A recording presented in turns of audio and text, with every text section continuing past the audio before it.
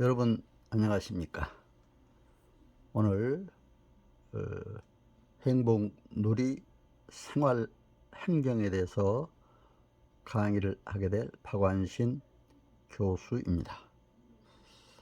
생활 행정, 바로 우리 생활 속에서 행정이란 필수적으로 알아야 될 주요 과목입니다. 왜냐하면 저희들이 살아가는데 항상 행정관청, 행정조직과 관계를 하고 살아야 되기 때문입니다. 그렇기 때문에 오늘은 여러분과 함께 국민 행복을 위한 생활행정, 또 민원처리법에 따른 민원행정, 행정절차법에 따른 이제 행정절차 문제, 행정기본법에 따른 우리 국민이 알아야 될 주요한 행정적인 문제들에 관해서 여러분과 함께 의견을 나누고자 합니다. 행복누리의 생활 행정 강의 순서는 첫째로 생활행정 목적, 성공, 비결, 두 번째로 행정의 개념, 조직, 인사, 재무, 세 번째로 행정 업무 위한 주요 법령, 네 번째로 행정기본법과 민원, 행정 절차 등에 관해서 여러분들과 함께 의견을 나누고자 합니다. 생활행정의 목적이 뭐냐? 또 우리가 인간을 살아가는데 성공 비결이 뭐냐? 먼저 살펴보고 구체적으로 행정에 관해서 또 생활행정에 관해서 여러분과 함께 의견을 나누고자 합니다.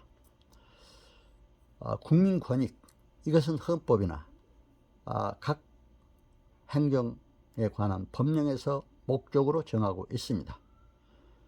그래서 이러한 것은 우리가 알아야 된다. 이런 생활행정의 목적을. 그리고 이제 우리가 이러한 생활행정 속에서 살아가야 하는 우리 주민들 어떻게 성공할 수 있냐.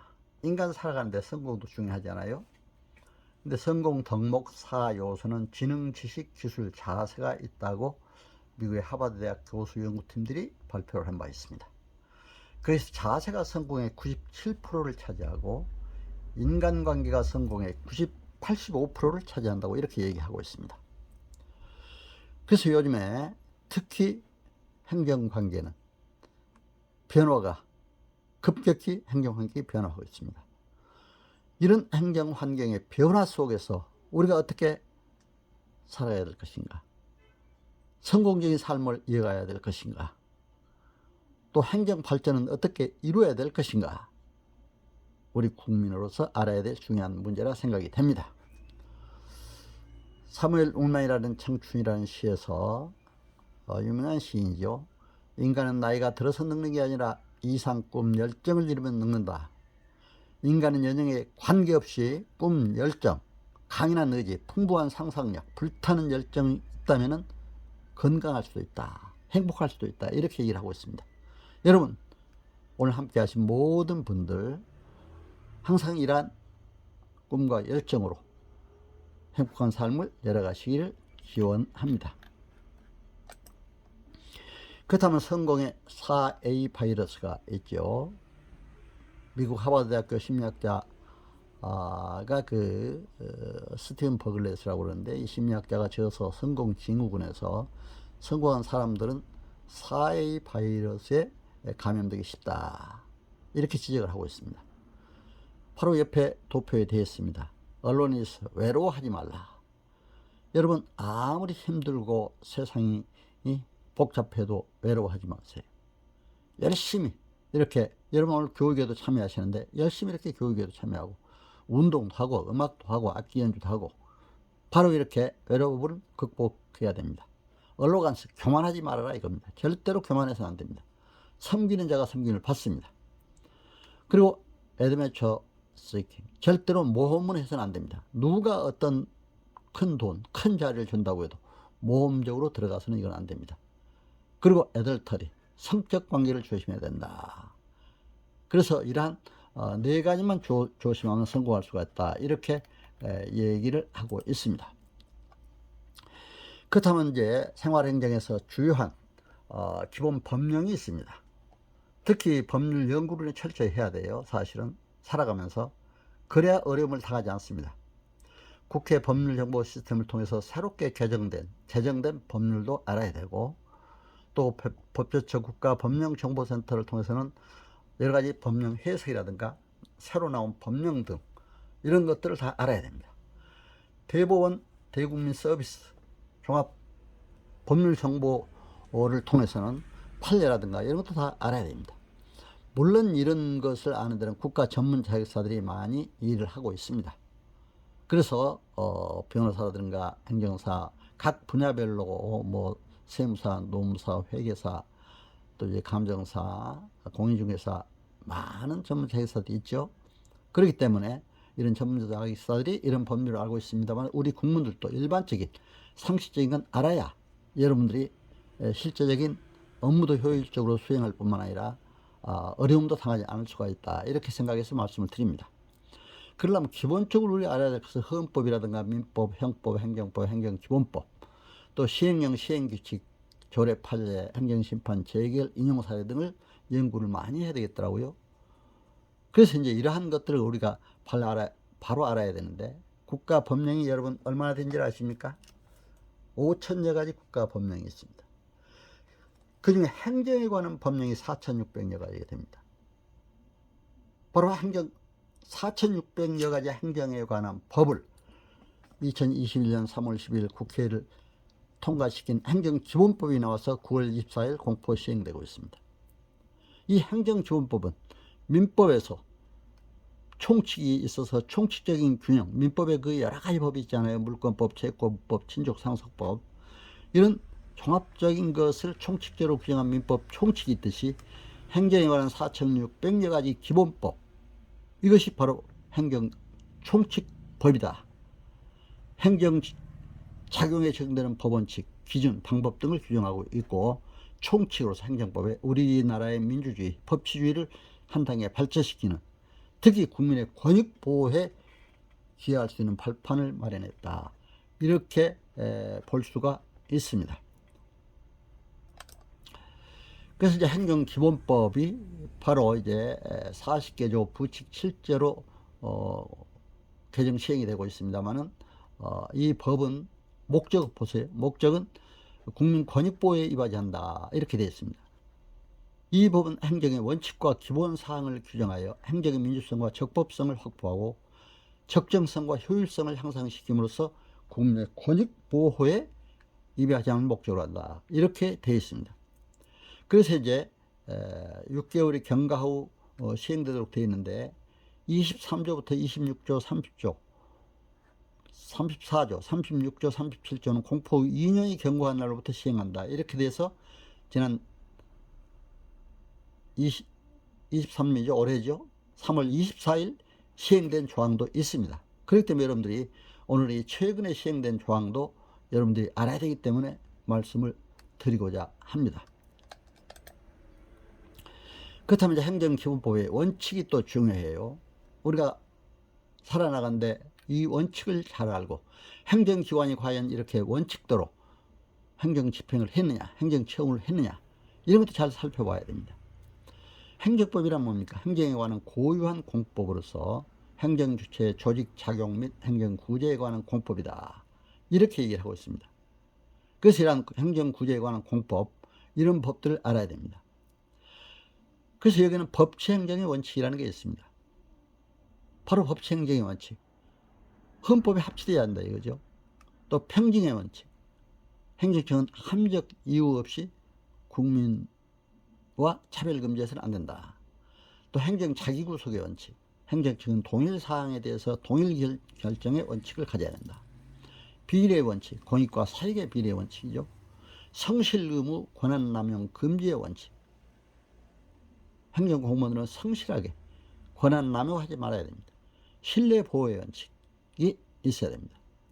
부당결부 금지의 원칙, 행정작용과 관련된 의무 부과도 국민에게 해서는 안 되고, 예를 든다면 건축 허가 시에 다른 토지 기부 체납을 조건으로 허가를 해도 안 된다는 거죠.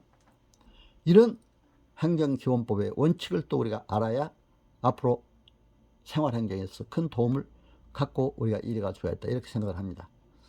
그러면 행정행위란 뭡니까? 바로 행정처분이죠. 행정처분이 법 아래서 구체적 사실에 관한 법 집행으로 수행하는 권력적 단독행위인 공법행위를 의미합니다. 권력적 단독행위, 이렇게 행정법의 행정행위가 규정이 되어 있습니다. 이러한 행정행위의 특수성으로서는 법에 적합해야 되고 공정해야 되고 또 실현이 담보돼야 되고 확정성, 불가정력, 불가변력, 또 행정구제제도의 특수성이 있습니다. 행정구제제도는 행정쟁송제도가 있죠. 행정소송과 행정심판, 그리고 이제 손해배상제도, 손실보상제도, 또 이런 것들이 있을 수가 있습니다. 그래서 이런 것도 종합적으로 알아야 우리가 앞으로 생활행정으로서 알아야 될 중요한 일이라 생각이 돼서 여러분들에게 말씀을 드렸습니다. 행정기본법의 2조에서 보면은요, 이 법에서 법령 등을 얘기하는데, 아까도 말씀을 드렸습니다만 법령이라는 것은 헌법 법률 등 법률이라고 그러고, 명령은 대통령령, 종료령, 부령이죠. 그리고 국회 규칙이나 대법원 규칙, 헌법재판소 규칙, 중앙선거관리위원회 규칙, 감사원 규칙 등 이런 것을 규칙이라고 합니다. 그리고 이러한 1, 2항의 위임을 받아서 중앙행정기관, 그 밖에 법률에 따라 설치된 중앙행정기관, 이 장이 훈령, 예규 또는 고시 등 행정규칙을 만들 수가 있습니다. 행정규칙은 헌법에 규정한 바는 없으나 행정조직 내부에서 하부 행정기관에 대하여 조직의 행정의 조직이나 활동을 자세히 규율하는 명령의 형식입니다. 그리고 자치법규가 있죠. 특히 이제 요즘에 각 구청 단위 동단위로 주민자치위원도 있습니다. 자치단체 조례, 지방의회가 만든 조례가 있고 또 지방자치단체장이 만든 규칙이 있습니다. 그래서 이런 것도 여러분들이 알고 이제 우리가 생활행정에 임해야 된다, 이래서 말씀을 드립니다. 그리고 이제 행정기본법상 행정청의 책무지요. 행정청이라는 것은 의사표시라는 지방자치단체 기관, 국가기관, 이런 전반적인 국가 또는 지방자치단체 기관을 의미하죠. 그 밖에 법령 등에 따라서 행정에 관한 의사를 결정하는, 표시하는 권한을 가지고 있거나 그 권한을 위임 또는 위탁받은 공공단체 또는 그 기관이나 사인을 말하는 겁니다. 근데 여러분, 국민 주권주의에서 볼 때 근원적인 행정 주체는 국민이라고 할 수가 있습니다. 그러나 행정의 현실에서, 현장에서 볼 때 국민 모두가 행정 주체가 될 수가 없잖아요. 그렇기 때문에 이제 행정 기관들이 행정 주체로서 국가기관, 중앙정부기관이죠, 지방자치단체, 공공단체가 공무를 수탁해서 이렇게 일을 하고 있다, 여러분들이 볼 수가 있습니다. 그리고 이제 물론 사인도 행정 주체가 될 수가 있습니다. 위탁을 받으면은. 그리고 국가 지방자치단체의 책무는 국민의 삶의 질을 향상시키기 위하여 적법 절차에 따라 공정하고 합리적인 행정을 수행해야 할 책임이 있습니다. 또 적극적인 행정 추진을 해야 됩니다. 행정 환경 변화에 따른 창조적 변동 역분으로서 적극적인 행동을 해야 됩니다. 절대로 소극적으로 대응해서는 안 됩니다. 무사 안일해서도 안 됩니다. 행정기관이. 다른 법률과의 관계에 따라서 특별히 규정이 있는 경우를 제외하고는 이 법 적용, 행정기본법이 특별법으로서 규정 시 우선이 되고 있다. 일반법, 행정기본법은 일반법으로서 우선적으로 적용되고 있다. 행정에 관한 기관 계산은 특별한 규정이 있는 경우 외에는 민법을 준용한다, 이렇게 규정을 하고 있는 것을 볼 수가 있습니다. 부칙 제1조에 보면 이 법은 공포한날로부터 시행한다, 그렇게 되어 있기 때문에 공포한 날로부터 보통 시행됐지만 또 이제 6개월 후에 시행된다, 이런 조항도 있고 또 2년 후에 시행된다, 이런 조항도 있습니다. 그래서 금년 3월 24일 시행된 조항도 있죠. 그리고 23조 제재 처분의 제척기간, 행정처분 법령 등의 위반 행위가 종료된 날로부터 5년이 지나면 해당 위반 행위에 대하여 제재 처분, 인허가의 정지나 취소, 철회 등 등록 말소, 영업소 폐쇄와 정지를 가름하는 과징금 부과를 말하는데 이것을 할 수 없습니다. 그러니까 제재 처분, 제척기간은 바로 5년이 지나면 해당 행위에 대해서 제재 처분을 할 수가 없다, 이런 조항이죠. 그리고 다음 각호의 하나에 해당하는 경우에는 1항을 적용하지 아니한다. 예를 들면 거짓이나 그 밖에 부정한 방법으로 인허가를 받거나 신고를 하는 경우, 거짓이나 부당한 방법으로 인허가를 받았을 때 이것은 이제 행정처분에 대해서 제척기간이 적용되지 않는다 그죠. 5년이라는. 당사자가 인허가나 신고의 위법성을 알고 있었거나 중대한 과실로 알지 못한 경우, 정당한 사유 없이 행정청이 조사, 출입, 검사를 피해 방해, 거부하여 제척기간이 지난 경우, 이것도 이제 안 된다 이거죠. 그리고 재처분을 하지 아니하면 국민의 안전, 생명 또는 환경을 심각하게 해치거나 해칠 우려가 있는 경우라든가, 또 행정청은 제1항에도 불구하고 행정심판의 재결이나 법원의 판결에 따라 제재처분이 취소, 철회된 경우에는 재결이나 판결이 확정된 날로부터 1년이 지나기 전까지는 그 취지에 따른 새로운 제재처분을 할 수 있다고 되어 있습니다. 다른 법률에서 제1항 및 제3항의 기간보다 짧거나 긴 기간을 규정하고 있으면 그 법률에서 정하는 바에 따른다. 이렇게 규정하고 있는 것을 볼 수가 있습니다. 자, 행정작용을 한번 보죠. 행정작용은 바로 행정처분입니다. 행정처분, 인허가의 의제, 공법상 개항, 과징금, 행정강제, 이의신청, 제시입니다. 우선 행정작용을 보면 행정처분이죠. 행정처분이란 뭡니까? 공권력의 행사, 거부, 이에 준한 행정작용, 또 이 적용 기준은 불소급의 원칙이 적용된다 이렇게 되어 있습니다. 그러나 특별한 규정이 있는 경우는 불소급의 원칙이 적용되지 않습니다. 예를 들면 헌법 제10조 4항에 인간의 존엄과 가치, 또 제재처분이 국민에 유리한 경우는 세법을 적용하게 되어 있습니다. 그리고 이제 또 유리한 경우는 또 유리하지 않는 경우는 이제 소급해서 적용하지만 유리한 경우는 세법을 적용한다 이렇게 되어 있습니다. 그리고 이제 인공지능 행정처분에 대한 AI 차량 이동 명령이라든가 CCTV 이제 과속 단속한다든가 이런 것들이 통해서 지금 행정적으로 처분이 이루어지고 있다 하는 것도 여러분들이 보아야 됩니다. 공법상 계약 27조죠.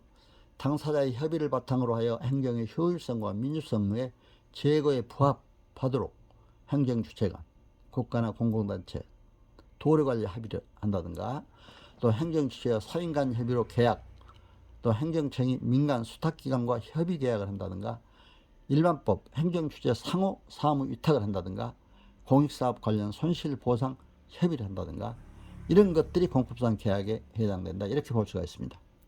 부관 있죠. 조건, 기한, 부담, 차례권, 유보 등 이런 부관을 붙일 수가 있는데 행정행위에도 주된 인허가를 받으면 법률로 정한 바에 따라서 그와 관련된 인허가를 받은 것으로 봅니다. 그런데 재건축, 승인, 도로 조명 인허가 의제를 할 수가 있다 이런 얘기도 있죠. 그러니까 이런 조건과 기한, 부담도 붙일 수가 있다 해서 여러분들에게 말씀을 드렸습니다. 인허가의 의제 기준, 이제 24조에서 보면은 인허가 의제란 하나의 인허가를 받으면 법률로 정하는 바에 따라서 그와 관련된 인허가를 받은 것으로 이렇게 보는 것을 말합니다. 인허가 의제를 받으려면 주된 인허가를 신청할 때 관련 인허가에 필요한 서류를 함께 제출해야 합니다. 다만 불가피한 사유로 함께 제출할 수 없는 경우에는 주된 인허가 행정청이 별도로 정하는 기한까지 제출할 수가 있습니다. 주된 인허가 행정청은 주된 인허가를 하기 전에 관련 인허가에 관하여 미리 관련 인허가 행정청과 협의해야 합니다. 관련 인허가 행정청은 제3항에 따른 협의를 요청받으면 그 요청을 받은 날로부터 20일 이내 의견을 제출해야 합니다. 이 경우에 이제 전단에서 정한 기간, 그 기간 내에 협의 여부에 관해서 의견을 제출하지 아니하면 협의가 된 것을 봅니다. 또 제3항에 따라서 협의를 요청받은 관련 인허가 행정청은 해당 법령을 위반하여 협의에 응해서는 아니 됩니다. 다만 관련 인허가에 필요한 시의 의견 청취 등 절차에 관하여는 법률의 인허가 의제 시에도 해당 절차를 거친다는 명시적인 규정이 있는 경우에만 이를 거치도록 되어 있습니다. 그리고 이제 25조에 또 24조 3항 제4항에 따라서 협의가 된 사항에 대해서는 주된 인허가를 받았을 때 관련 인허가를 받은 것으로 본다고 되어 있습니다. 인허가 의제의 효과는 주된 인허가에 해당 법률에 규정된 관련 인허가에 해당됩니다. 그리고 제26조 인허가의 의제의 사후관리죠. 인허가 의제의 경우 관련 인허가 행정청은 관련 인허가를 직접 한 것으로 봐서 관계 법령에 따른 관리 감독 등 필요한 조치를 해야 합니다. 주된 인허가가 있은 후에 이를 변경하는 경우에는 제24조 25조 및 그 1항을 준용한다고 되어 있습니다. 이 절에서 규정한 사항 외에 인허가의 의제 방법 그 밖에 필요한 사항은 또 세부 사항은 대통령으로 정한다. 이렇게 되어 있는 것을 볼 수가 있습니다. 행정처분의 또 이제 행정작용의 두 번째 사항인데요. 행정상 강제가 있죠. 행정목적 달성 외에 필요한 경우 법률로 정한 바에 따라서 행정상 강제가 있고 행정대집행, 예를 들면 불법 건축물을 미철거 시 행정기관이 대신 철거한다든가, 이행강제금, 의무 불이행 시 사전 금전 납부를 시킨다든가, 직접 강제, 또 강제징수가 있죠. 국세 등 즉시 강제, 또 도로 폐쇄 시 경찰관이 즉시 폐쇄할 수가 있다. 이런 것도 볼 수가 있습니다. 그리고 과징금이라는 게 있는데요. 과징금이란 뭡니까? 법령 등에 따른 의무 위반자에 대하여 과징금을 부과할 수가 있습니다. 공익을 해칠 우려가 있는 경우 영업정지 처분에 가름하여 과징금을 부과가 가능합니다. 수리 여부에 따른 신고의 효력은 법률의 신고로서 수리가 필요하다고 명시되어 있는 경우 행정청이 수리하여야 효력이 발생한다. 이렇게 법에는 규정이 되어 있습니다. 이제 이의신청 재심사가 또 규정이 되어 있는데요. 행정심판 대상이 된 처분은 행정처분이 있은 날로부터 행정처분이 받은 날로부터 이제 30일 내에 이의신청을 해야 되고, 행정심판과 행정소송을 함께 해도 되고 임의적 선택이 가능합니다. 그러나 필요적 행정심판 전치주의가 별도로 규정이 되어 있습니다. 예를 들면 국세라든가 기타 공무원 징계 문제, 또 노무 문제, 토지보상 문제, 이런 것은 또 음주운전에 관한 문제, 이건 필요적 행정심판 전치주의가 돼서 반드시 행정심판을 먼저 거쳐야 됩니다. 행정심판의 제척기간은 행정처분이 있은 날로부터 180일, 행정처분이 있음을 안 날로부터 90일, 이렇게 규정이 딱 되어 있습니다. 또 재결이 판결된 날로 확정된 날로부터 1년이 지나면 새 제재처분이 가능하다. 이렇게 되어 있습니다.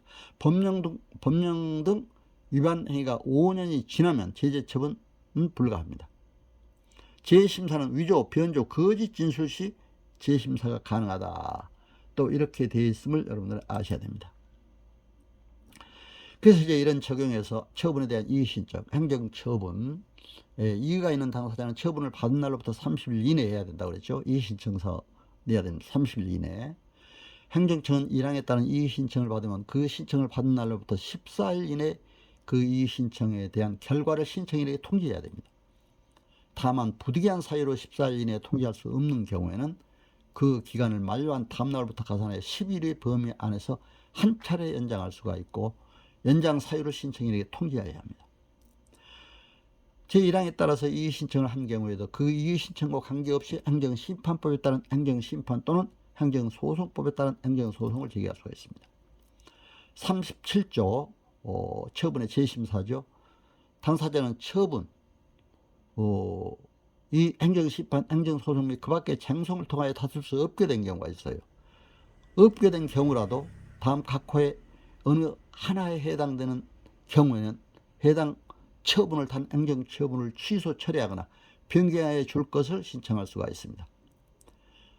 예를 든다면 처분의 근거가 되는 사실관계 또는 법률관계가 추후에 당사자에게 유리하게 바뀐 경우, 당사자에게 유리한 결정을 가져다 주었을 새로운 증거가 있는 경우도, 그리고 민사소송법 제451조에 따른 재심 사유에 준하는 사유가 발생한 경우 대통령령으로 정하는 경우, 그리고 제1항에 따른 신청은 해당 처분의 절차, 행정심판, 행정소송 및 그 밖의 쟁송에서 당사자가 중대한 과실 없이 제1항 각 호의 사유를 주장하지 못한 경우면 할 수가 있습니다.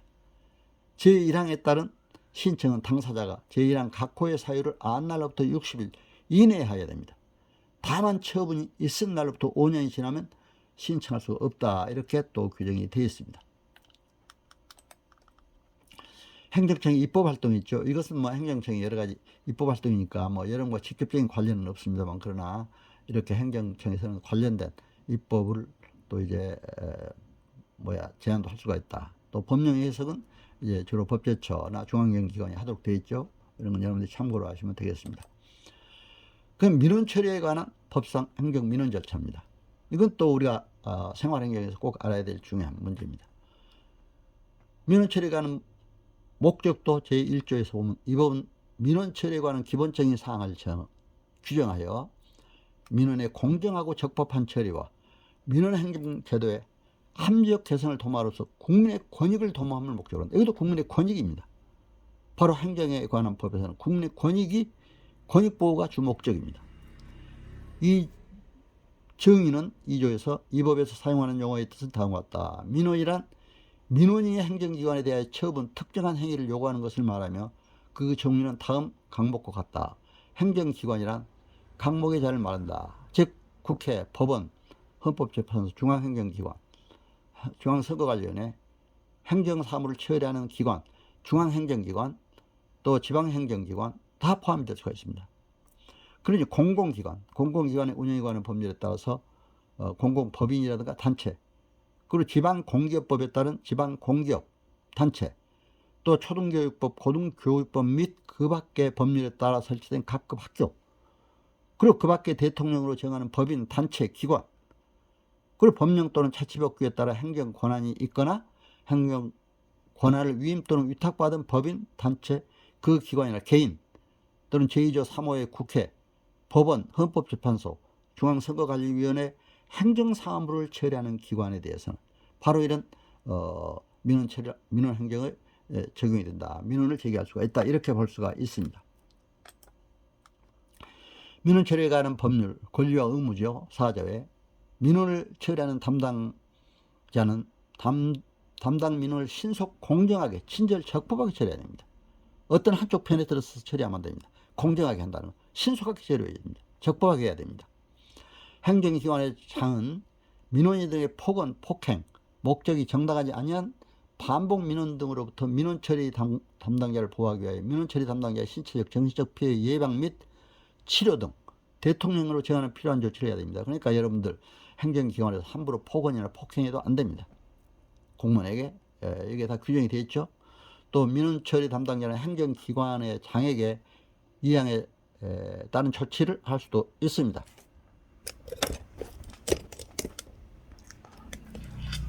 그리고 이제 민원인의 권리와 의무, 민원인은 행정기관의 민원을 신속하고 공정하게 이렇게 해야 된다.